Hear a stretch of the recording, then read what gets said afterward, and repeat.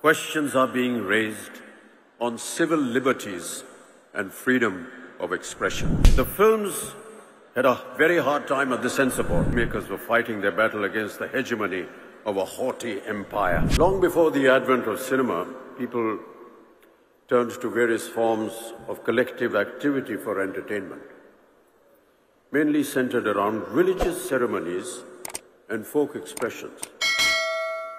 Be it the temple dances from South India and Manipur that gave birth to some of our major classical dance forms, or the North Indian tradition of the Ram Leela and the Ras Leela that married mythology and theatre in their most accessible formats. The tradition of kirtans and qawwalis were born at a place of worship, like temples and dargahs, to give communities a sense of companionship and solidarity. Compared to these age-old practices, cinema is a relatively newer phenomenon.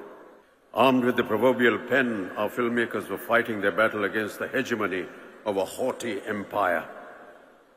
Close to 24 films were released between 1921 and 1947 that either obviously or obliquely depicted the British as oppressors.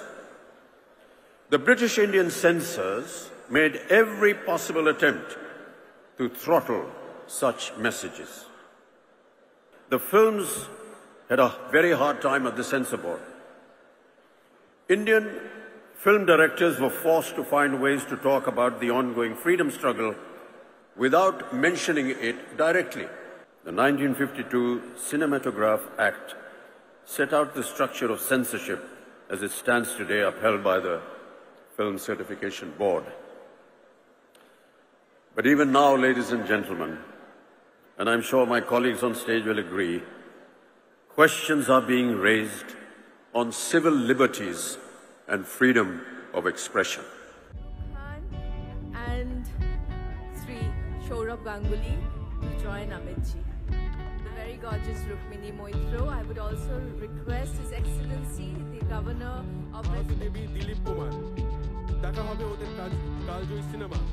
এছাড়াও এবছর special ticket দেওয়া হচ্ছে Anglo lens Shri Shiva Kumar Sharma, বিখ্যাত filmmaker তরুণ মজুমদারকেও।